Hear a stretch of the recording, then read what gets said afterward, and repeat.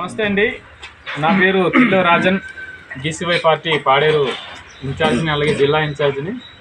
ఈరోజు కే కోడపల్లి గ్రామంలో మొన్న గృహం దగ్ధమైన రావడం జరిగింది. దాన్ని సందర్శించడం జరిగింది. ఈరోజు నిజంగా ఈ కుటుంబానికి తీరని లోటు ఇది.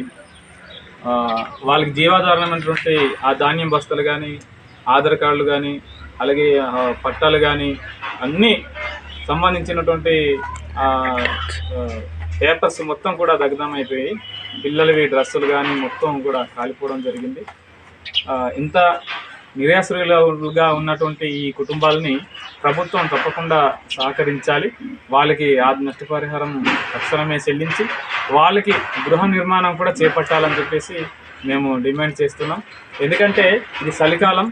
ఈ చలికాలం ఎప్పటికీ వీళ్ళు తలదాచుకోవడానికి కూడా ఇబ్బంది పడుతున్న పరిస్థితి. కాబట్టి ఖచ్చితంగా ప్రభుత్వం సత్వరమే చర్య తీసుకోవాలి.